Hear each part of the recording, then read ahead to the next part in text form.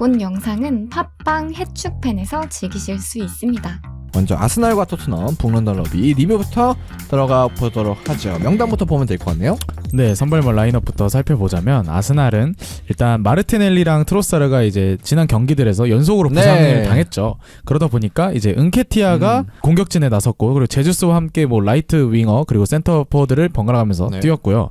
그리고 지난 두 경기에 이어서 라야가 선발 출전을 했는데, 이게 램스데일이 어찌됐든 잘하고 있는 와중에 라야를 쓰면서 이제 슬슬 주전은 라야라고 보는 게 맞지 않나 라는 그런 경기력을 보여줬고요. 그리고 하베르츠도 지난 에버턴전에 이어서 비에이라에게 선발 자리를 내줬습니다. 자, 이제 토트넘 쪽을 가보자면 토트넘은 이제 베스트 11이 사실상 가동됐다고 봐야겠죠. 네. 근데 좀 특이한 점은 이제 브레넌 존슨이 좌측 윙어에 선발 출전을 했는데요. 그러다 보니까 이제 지난 경기 1골 1도움을 기록한 히샬리송은 벤치에 앉고 손흥민이 톱에 섰습니다. 저는 이걸 개인적으로 약간 역습의 위력을 좀 높이려고 하지 않았나, 아니면 압박을 좀 더 빠르게 하려고 했던 게 아닌가라는 생각을 했습니다. 전 그래서 존슨 라인업에 있었을 때 존슨이 공격수로 가고 손흥민이 좀 측면으로 가겠구나라고 생각을 했었는데 뭐 그런 건 또 아니었네요. 네. 자, 그래서 경기 내용 들어가 봐야 될 텐데, 일단 경기를 좀 돌아보면은 초반에는 뭐 예상대로 아스날이 좀 우세했던 흐름이었던 것 같아요. 그쵸. 제가 원래는 이제 팀별로 보통 포인트를 잡는데 이 경기는 약간 경기 흐름에 맞춰서 잡으면 좋을 것 같아서 전반전 포인트부터 살펴보도록 하겠습니다. 우선 전반전 초반은 아스날이 굉장히 좀 활발한 전방 압박을 보여줬죠. 웨데고르가 이제 최전방으로 올라가서 제주스 혹은 은케티아와 투톱을 형성을 해서 반더벤 혹은 비카리오를 굉장히 강하게 압박을 해줬습니다. 네. 이때 라이스가 수비형 미드필더로 나왔는데 라이스 역시 높게 전진을 해서 메디슨과 비수마를 커버를 해줬죠. 그러다 보니까 토트넘이 어쨌든 후방 빌드업을 할 때는 반더벤, 비수마, 메디슨 이런 식으로 거치면서 나가잖아요. 근데 특히 여기서 이제 메디슨, 비수마가 커버가 되다 보니까 토트넘이 빌드업이 제대로 풀리지 않는 모습도 있었고, 그리고 다소 위험한 지역에서 아스날에게 볼을 내주는 모습도 연출이 되었습니다. 네. 제가 전반전을 봤을 때 느낀 점은 아스날의 압박이 굉장히 좋다.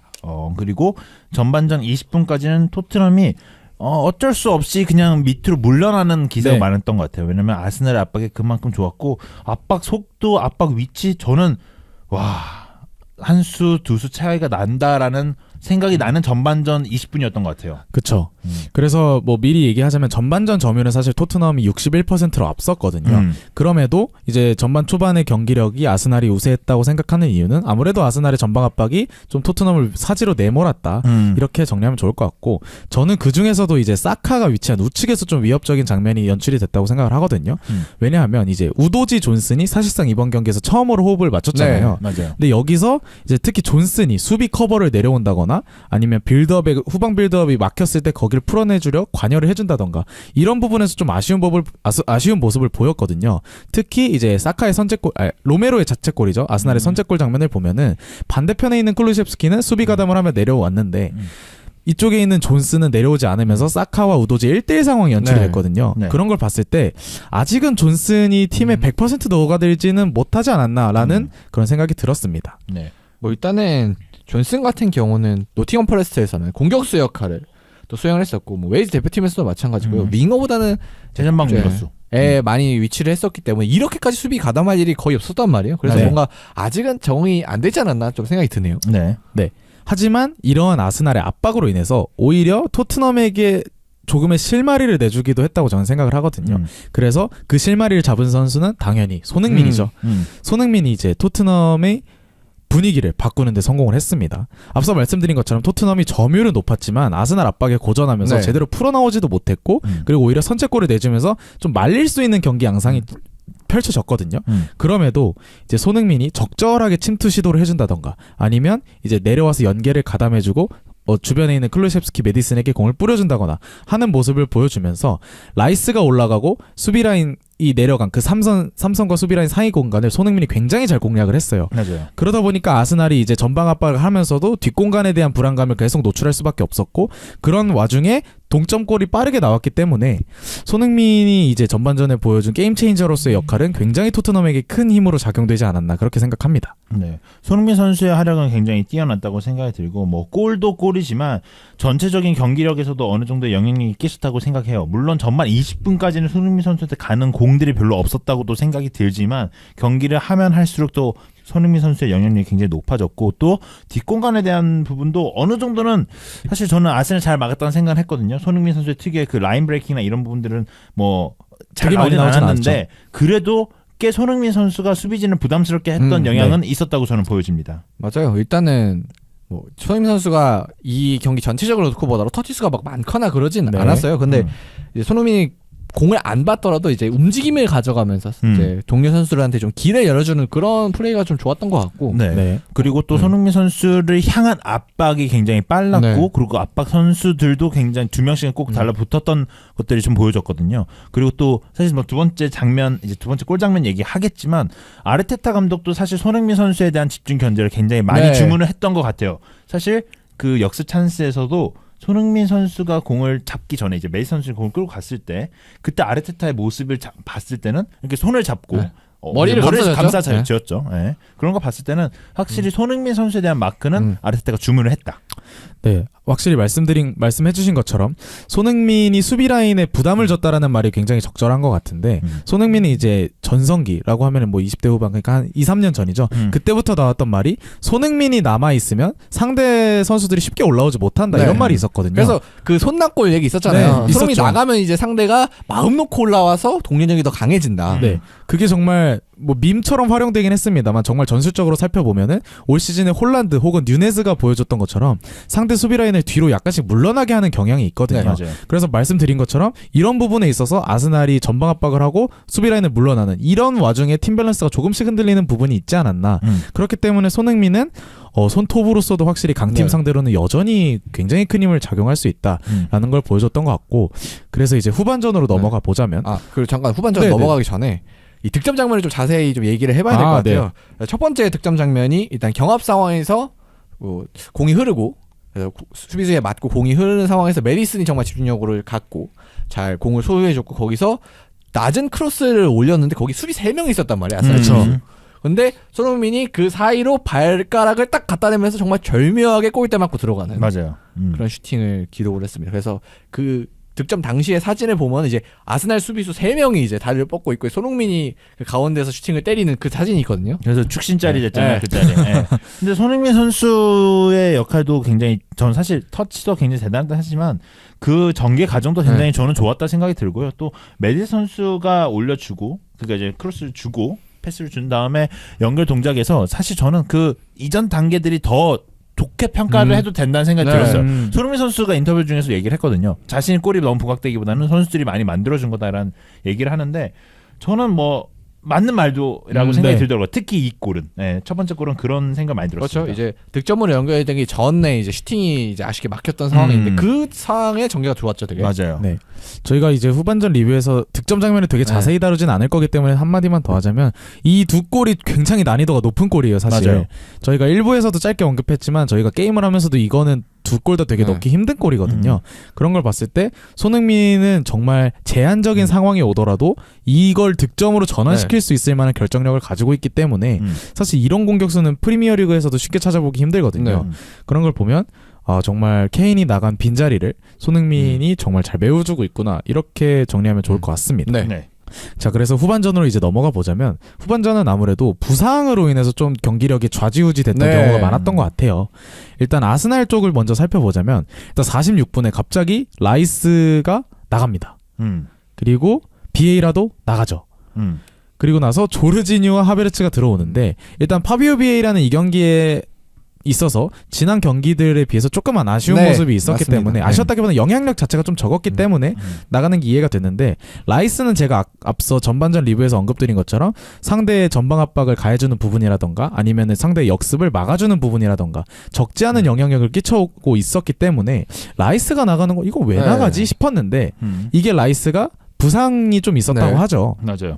라이스 선수가 등 부상인 것 같아요. 지금 네. 아르테타 감독 얘기로는 전반전에 경기 중간에 등 부상에 관련된 얘기를 라이스가 직접 했고 라이스 선수의 그 상황을 하프타임에 확인해 보니 거기에 좀 문제가 있어서 교체를 진행했다라고 이제 경기 후 이벤트 그 인터뷰에서 나오거든요. 네. 이런 걸 봤을 때는 라이스 선수가 이번 시즌 초반에 잠깐 부상이 있었고 그리고 또 이번 이제 경기에서 좀 부상이 있는데 사실 이 선수가 철강왕의 이미지 그리고 사실 철강왕이기도 하고 굉장히 부상이 없는 선수인데 좀 이런 부분들을 봤을 때는 좀 아스날 팬들 좀 아쉽지 않나라는 생각 좀 합니다. 뭐 그리고 거기다가 지금 파티까지 부상인 상황에서 라이스가 그쵸. 나왔기 때문에 원래는 이제 이 자리에 파티가 들어오면 약간 그래도 믿을만 하곤 하는데 조르지니가 들어오면 약간 신뢰가 떨어지긴 하거든요. 네. 물론 조르지니오가 지난 시즌 생각보다 잘해주긴 네. 했습니다만 이 경기만 놓고 봤을 때 조르지니오는 라이스에 네. 비해서 팀 밸런스를 맞춰주는데 턱없이 아쉬운 모습을 그리고 보여줬고요. 결정적 장면이 또 네. 있었잖아요. 그건 왜 그렇게 네. 좀 플레이를 했는지 네. 모르겠는데 애매한 뭐 네. 볼 컨트롤을 보여주면서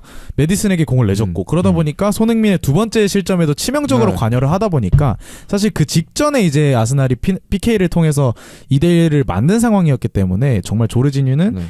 라이스의 부상 공백을 더더욱 크게 보이게 만들 만한 활약을 보여줬고 그리고 이 경기에서 벗어나더라도 지금 마르티넬리, 트로사르, 팀버, 파티에 이어서 정말 라이스까지 좀 더 부상이 길어진다면 아스날 뎁스의 적잖은 그 데미지를 입힐 것으로 생각이 되고 그리고 사카도 저는 마지막에 좀 충돌 상황에서 약간 불안해 보였거든요.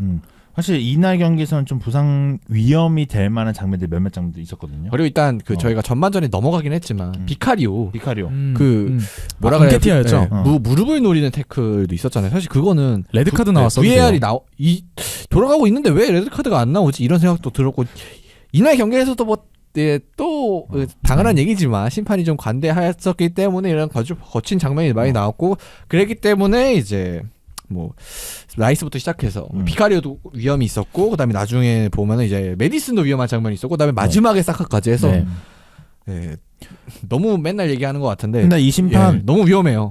제가 알기로는 카드 잘 안 꺼내고 그 심판 이름이 기억이 안 나네. 심판 이름은 기억은 안 나는데 굉장히 카드를 안 꺼내는 성향에 좀 짙은 심판이고 심지어 어제 평가는 제가 해외 언론 좀 보니까 그나마 잘 봤다는 평가가 있어요. 이날 주심이 이제 로버트 존스였죠. 맞아, 로버트 존스. 네, 로버트 존스가 제가 기억하기로는 작년에 소튼 아스날이었나요? 그 경기 기점으로 되게 욕을 많이 먹기 시작한 걸로 알고 있는데 이날에도 사실 석연찮은 판정이 적지 않았죠. 비카리오 태클 이거 저 규정 모르겠는데 골키퍼를 향한 가격한 태클은 레드 나올 수 있잖아요. 그건 저는 솔직히 골키퍼가 아니어도 그러니까 포지션은 상관없이 그렇게 다 물론 이제 직접적인 이제 스터드로 뭐 차거나 그런 건 아닌데 스터드를 들고 상대 다리 쪽을 향한 태클이 들어갔다는 것 자체로도 퇴장 사유가 되지 않을까. 그렇죠. 뭐 이제 물론 이제 이 위협을 가할 수 있는 행위라는 문구 자체가 심판이 좀 자체적으로 해석할 수 있는 자의적으로 해석할 수 있는 부분이 있긴 하지만 근데 그래도 약간 상식에 비춰보자면 상대 선수에게 중대한 위해를 가해줄 수 있는 파울이라고 저는 생각했었거든요. 그 몇몇 장면 뭐 토트넘 선수도 그렇고 아스날 선수도 이거는 뭐 누구 불리하고 유리하고 이게 없어요. 좀 사실 경기가 더비 전 같았다라는 느낌은 있지만 좀 위험하다라는 생각도 좀 들었어요. 그렇죠. 그래서 결국은 아스날은 이제 라이스가 부상으로 이탈함으로 인해서 그리고 마지막에 사카까지 조금 부상 위험 장면이 나온 걸로 봤을 때 이번 경기로 인해서 조금 상처를 많이 얻었다. 그리고 부상으로 인해서 이길 수 있을 만한 경기를 좀 놓치게 된 게 아쉬울 만하다라고 생각을 하는데 맞아요. 만약에 이제 라이스가 부상이 아니었고 계속해서 필드에 남아 있었다면은 또 모르죠. 네, 토트넘이 뭐 물론 이제 상황은 또 모르겠습니다만 이렇게 쉽게 득점은 기록하지 못했을 거예요. 그렇죠. 그렇지만 이런 부상 변수는 토트넘도 마찬가지였죠. 일단 브레넌 존슨 얘기도 짧게 하자면 63분에 햄스트링을 잡으면서 솔로몬과 교체가 됐는데 물론 앞서 전반 리뷰에서 말씀드린 것처럼 제 포지션이 아니었고 그리고 아직 적응 단계다 보니까 이 공백이 되게 큰 문제로 다가오지는 않았다고 저는 생각을 해요. 하지만 교체 투입된 솔로몬의 활약 역시 미비했고 그리고 경기 후반으로 갈수록 존슨 같은 좀 빠르고 역습 특화된 선수의 위력이 올라가는 경우가 있기 때문에 다소 아쉬운 부상이라고 생각을 하고 그리고 무엇보다 큰 건 메디슨이 이제 부상으로 나갔다는 점이죠. 뭐 일단은 메디슨 같은 경우는 이날 무릎 쪽에 그 경합 상황에서 약간 무릎이 약간 꺾이는 느낌을 받았거든요. 영상에서는. 그래서 와 이건 진짜 십자인대 부상 뭐 6개월인가 아니 한 시즌 다 날라가나 이렇게 걱정을 했었는데 다행히 그 이후에도 이제 플레이를 조금 했고 뭐 잘 걸어 다니는 모습이긴 했습니다. 그래서 뭐 이제 의료진이 무릎을 돌려보고 했을 때도 뭐 문제 없이 잘 돌아가는 장면이었는데 그럼 물론 이제 무릎이라는 게 굉장히 예민한 부분이기 때문에 그때는 발견되지 않은 인대 손상이 있을 수도 있어요. 근데 어쨌든 그날 경기는 괜찮게 나갔다. 그리고 포스테코글루 감독 인터뷰에서도 뭐 심한 부상 아니라고 했고요. 네. 그래서 뭐 천만 다행이긴 한데 그래도 이런 장면이 나왔다는 것 자체가 좀 토트넘 입장에선 진짜 심장이 덜떡 내려앉는 그런 장면이긴 했죠. 네. 이 경기를 봤을 때 손흥민이 2골 기록했고 메디슨이 2어시 기록했거든요. 이것만 놓고 봤을 때도 사실 상대 아스날의 뒷공간을 공략하고자 하고 그리고 실제로 득점 골망을 흔든 거는 이 두 선수였거든요. 근데 이 두 선수가 이제 79분에 나갔는데 두 선수 모두 약간 몸의 불편함을 느끼고 결과적으로 나갔고 그러다 보니까 역습의 위력 내지는 찬스 메이킹이 뚝 떨어졌거든요. 맞아요. 그래서 사실 저는 막판에 토트넘이 온전히 이 선수들이 멀쩡했다면 좀 더 역습 기회를 만들 수도 있었다고 생각을 하는데 앞선 라이스가 빠진 아스날과 마찬가지로 부상으로 인해서 자신들의 경기력을 유지하기에 좀 어려웠던 토트넘이었다고 정리하면 좋을 것 같습니다. 네. 그래서 요즘에는 이런 부상 변수가 더 크게 다가오는 게 시간이 길어졌잖아요. 프리미어리가 뭐 사실 축구에서 규정된 시간이 길어진 건 아닙니다만 사실 뭐 좀만 뭐가 있으면 추가 시간 10분, 8분 이렇게 들어가기 때문에 이렇게 중간에 부상이 발생하면 이 약화되는 시간이 더 길어진다 후반 막판에. 일단은 전체적으로 후반 이제 우리가 집중도가 떨어지는 게 경기 막판 5분에서 10분 정도로 얘기를 많이 하고 경기 초반 15분에 10분 많이 하는데 초반은 뭐 그렇다 치더라도 후반전 그러니까 이제 추가 시간에 돌입하는 시간대부터 선수들의 집중력이 떨어지는데 집중력이 떨어지면 경기력이 떨어지는 것도 포함이 되겠지만 사실 선수들이 신체 이제 정신은 뭐 깨어 있더라도 신체적으로 따라가지가 않기 때문에 위험한 태클들이 나오거나 아니면 위험한 장면들을 선택하는 경우도 좀 있거든요. 아니면 이제 본인도 그냥 10분에 스프린트를 하는 거랑 95분에 스프린트를 하는 거랑 몸에 가해지는 부담감이 다르거든요. 그렇죠. 그러다 보면은 또 더 많은 근육 부상을 또 야기할 수도 있는 거잖아요. 맞아요. 그렇기 때문에 이 추가 시간이 길어진 거에 대해서 긍정적으로 바라보고 또 우리는 긍정적으로 초반에 봤죠. 근데 시즌을 좀 진행하다 보니까 이런 부분들은 좀 불편한 부분들은 있네라는 생각이 들 때도 있는 것 같아요. 왜냐면 리그 경기니까. 근데 사실 셰필드전 같은 거 생각해보면 그런 건 좀 필요하다는 생각이 들긴 하거든요. 근데 이게 이중적인 면이 있는 것 같아요. 맞죠. 확실히. 뭐 아무튼 이렇게 좀 토트넘 아스날 이 북런던 더비 리뷰를 해봤는데 저는 좀 정리를 하자면 경기력적인 측면에서는 저는 아스날이 앞섰다고 생각을 해요. 정말 조직적이나 아니면 전술적인 플랜 이런 거에 있어서는 아스날이 앞섰다고 생각하는데 저는 역으로 그렇기 때문에 이 경기는 토트넘이 좀 더 웃을 수 있는 경기지 않을까라는 생각이 드는 게 사실 작년까지의 토트넘이었으면 이 경기 무조건 졌다고 생각을 하거든요. 그죠. 맞아요. 또 작년에 더블 당했잖아요. 네. 근데 저는 올 시즌 토트넘을 보면서 계속 느끼는 게 이걸 버티네? 이걸 풀어 나오네? 이거를 안정감 있게 자신의 페이스로 끌고 가네? 이런 생각을 계속하게 되거든요. 그런 걸 봤을 때 토트넘이 이제 확실히 포스테코글루라는 감독 아래에서 정말 아스날 원정을 가서 이렇게 밀리는 경기력 속에서도 승점 1점을 챙겨낼 수 있는 저력을 갖추게 되었구나라는 점에서 좀 토트넘 팬분들이 고무적일 만한 경기가 아닌가. 사실 오늘 경기가 굉장히 큰 포인트였던 것 같아요.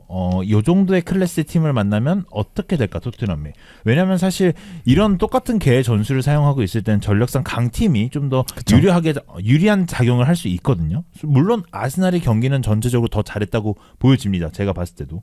근데 확실히 좀 느꼈던 거는 이걸 버틴다라는 표현이 굉장히 많은 것 같아요. 그리고 이걸 버티고 자신들만의 템포로 유지한다는 게 굉장히 대단했다는 생각이 들고 이전 경기들을 보면 비수마하고 사르의 폼들이 굉장히 좋아 보였는데 오늘 경기에서도 저는 이 선수들이 못했다고 얘기하고 싶지는 않아요. 근데 압박을 통해서 조금 부담감을 느껴 하는 거는 확실히 보여지더라고요.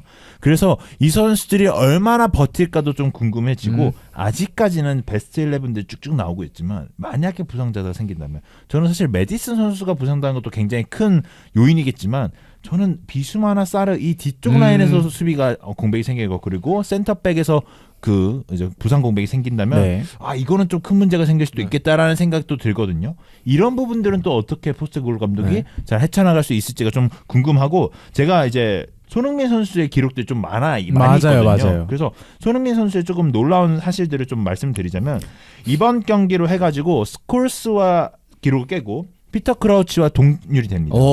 프리미어 득점. 그래서 제가 좀 찾아보니까 피터 크라우치가 108골 넣고 손흥민 선수 108골 넣었습니다. 공동 28위를 기록하고 28위. 있고 지금 노릴 수 있는 제가 생각했을 때는 이번 시즌에 10골을 더 추가하게 된다면 어디까지 올라가면 22위 이상을 올릴 수 있습니다. 물론 22위가 라임 스털링이기 때문에 라임 스털링이 골을 계속 넣게 된다면 바뀔 수는 있죠. 그리고 만약에 손흥민 선수가 12골을 더 넣으면 스티븐 제라드의 기록을 뛰어넘게 되고 12골을 넣으면 동률이 될 거고요. 스티븐 제라드가 지금 21위를 기록하고 있는데 네. 아마도 이 정도의 페이스면 이제 10위대까지는 들어갈 수 있지 않을까라는 생각이 좀 듭니다. 19위, 뭐 18위까지는 제가 확인을 안 해봤는데 좀 기록이 굉장히 좋고 손흥민 선수가 XG값에 대해서 굉장히 좋은 평가를 받잖아요. 그렇죠. 그러니까 득점 기회 대비 득점력이 너무 좋죠. 네, 품목 기준 해가지고 현재까지 리그를 운영했을 때 2.1골 정도 기록을 했어야 된다고 합니다. 그러니까 XG가 2.1 정도 된다는 거죠. 손흥민이 기록한. 그러면 아마 이번 시즌 2골 정도 넣었을 거다라고 봐지는데 손흥민 선수가 지금 5골을 기록하면서 압도적인 수치를 보여줬고요. 이 기록이 조금 되게 특이해요. 빅찬스 미스가 0개입니다. 와, 이거는 사실 찬스를 많이 잡으면 잡을수록 뭐 비례해서 올라간 수치긴 하거든요. 뭐 홀란드 같은 선수도 놓치니까. 홀란드가 1위예요. 네.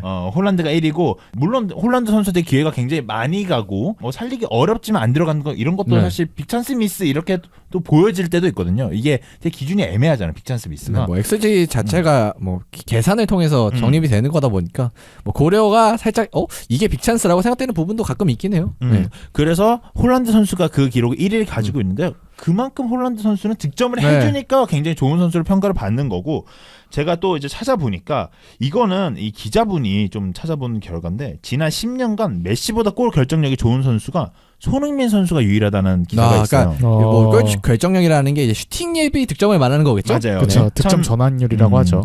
2010년부터 2011년 시즌 이후로 와. 750개 이상의 슈팅을 때린 선수들의 골 결정력 순위인데 1000개 이상 슈팅을 기준을 했을 때 메시보다 높은 선수는 손흥민 선수가 유일하다. 와. 골 결정력이 손흥민 선수가 굉장히 좋고 네. 무리뉴가 과거에 얘기했던 역습 상황에서 손흥민 선수만큼 득점을 해줄 수 있는 선수는 없다라고 네. 표현했던 게 틀린 말은 아닌 것 맞아요. 같다. 진짜 두 번째 골 그 마무리를 보면은 진짜 와 그렇게 저는 슈팅을 그걸 생각을 못했어요. 진짜 네. 사실 그렇게 살살 찰 거 생각을 못했어요. 오른쪽 발로 내줬으면 사실 저는 아까 1부에서도 얘기를 했던 것 같은데 왼발과 오른발 둘 다 때릴 수 있는 옵션이 있다고 생각이 들고 거기서 반박자 더 빠른 오른발을 선택했다는 게 더 놀라웠던 것 같고요. 뭐 왼발로 때렸어도 저는 넣었을 것 같다는 생각이 들어요. 근데 진짜 와 이 양발 슈팅이 너무 좋고 그 다음에 뭐 스탯으로 보는 결정력도 좋으니까 진짜 한 분야에 있어서 진짜로 1등인 거잖아. 맞아요. 네.